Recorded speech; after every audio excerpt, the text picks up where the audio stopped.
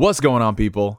It's your boy NGS, back at it with another video. And today, ladies and gentlemen, the title is self-explanatory. We have got ourselves an unboxing of the Nintendo Switch OLED model. Now, I already know what some of the comments are about to be. Neo, you bought another Switch? You bought another Switch in 2023? What gives, dude? Are you telling me that NeoGameSpark has once again entered the building? Yes, ladies and gentlemen, he has entered the building and he's paid his rent, and that's why he is here. Liar! There are a myriad of reasons why I decided to upgrade to this OLED model. So you already know where I'm going with this. It is story time, ladies and gentlemen. So if you were expecting this to be a simple to the point unboxing of a product that's been out on the market for a couple of years now, yeah, you might want to tune away. Why in the world did I upgrade to the Switch OLED? Especially considering I was one of the people who was waiting for a Switch Pro. So as a person who was very bullish on the Switch before it came out, I thought it wasn't going to be a success. I bought the console, ended up loving it, have so many games for it, and to this day, I still love the Switch. I love the idea of the Switch. However, as more time passed, especially as we entered year 4, 5, and 6 of the Switch, the console was definitely showing its limitations. Like, it was already gimped when it came out, but you know, you make some sacrifices for portability in some of your favorite games.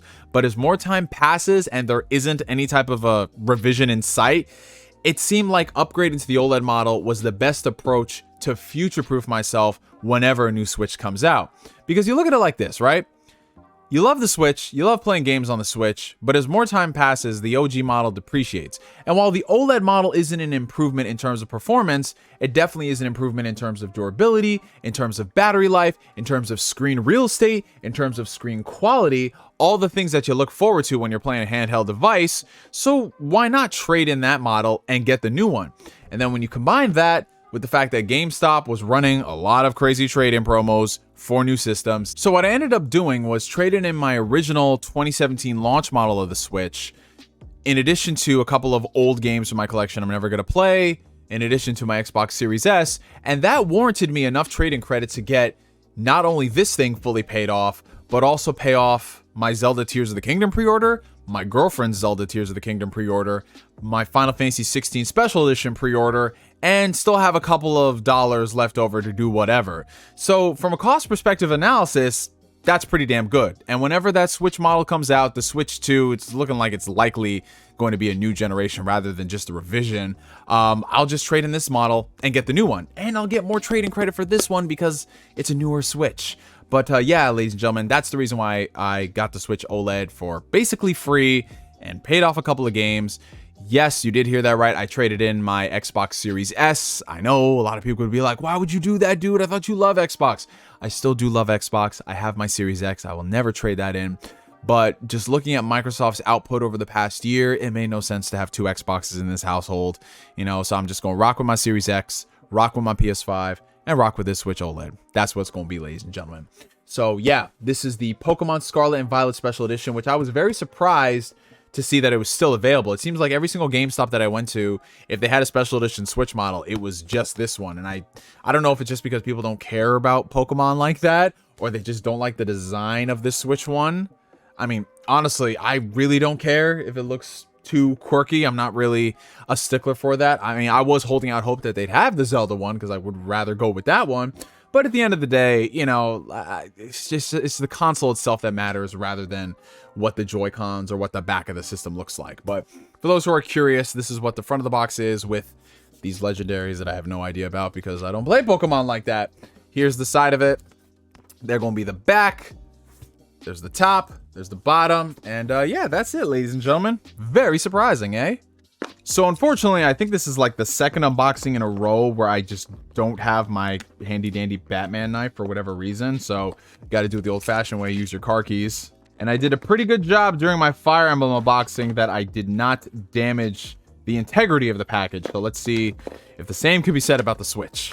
All right, let's open this bad boy up. So at the very top, you are greeted with the Switch OLED itself, in addition to the special edition Joy-Cons for a game I will likely never play. And further inside the box, you've got all the necessary accoutrement. You've got your HDMI cable. Always good to have those around. You've got your power brick. This right here is going to be the the dog face controller right here, which honestly, I'm not the biggest fan of. I mean, I like the fact that it's included, but I don't know, just playing the Switch as is not the most comfortable thing with this controller. I actually do like the one that Satisfy released, because they have it where when you put in the Joy-Cons, it's just more ergonomic for your hands, so they don't feel really scrunched up. But yeah, this thing, the dog face controller. And right over here, you have the special edition Joy-Con straps, and oh wow, that's actually pretty cool. They're color coordinated to the Joy-Con, so you've got the purple, and then you've got the red up here, and ooh, they're white. That is sick. And of course, it wouldn't be a hybrid powerhouse unboxing if you didn't have the brand new OLED dock. And I gotta say, this is friggin' sick.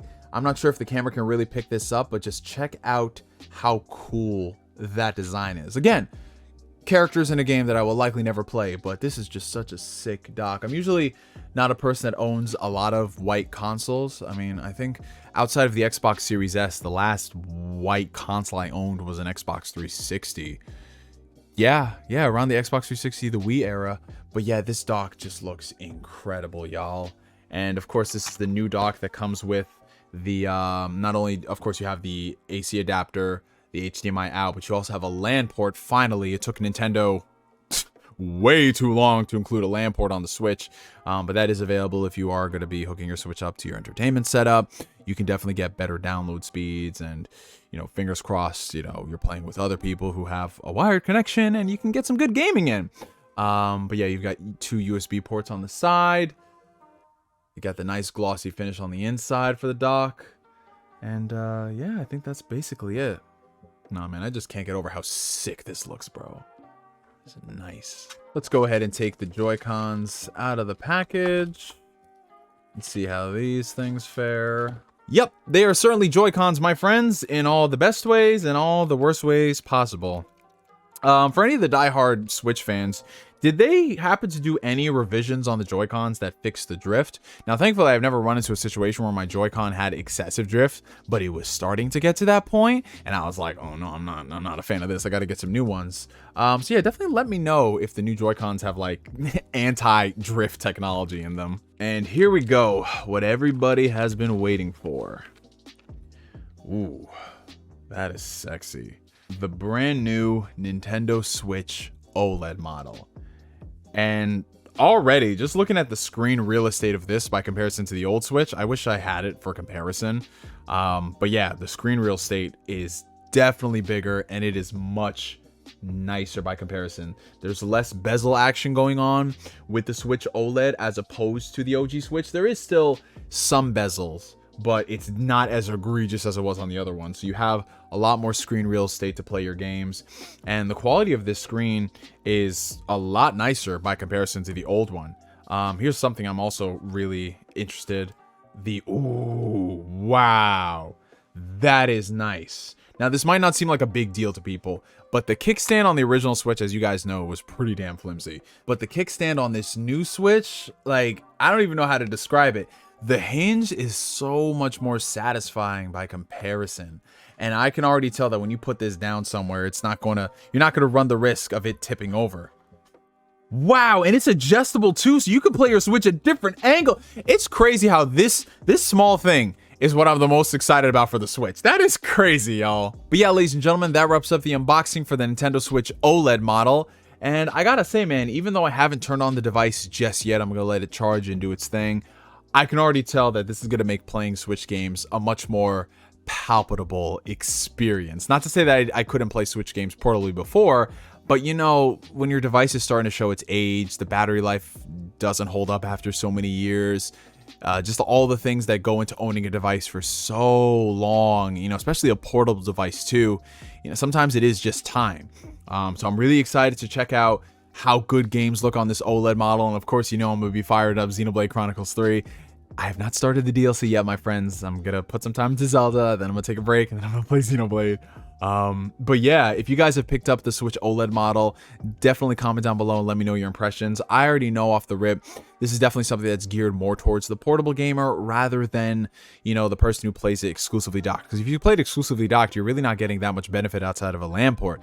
But if you're playing it portably, better screen real estate, better battery, better screen quality, better kickstand, like just a myriad of improvements on that front. And yeah, from me to you for now, my name is NGS signing out, and like always, I will catch you guys later. Peace out, y'all. Have a good one.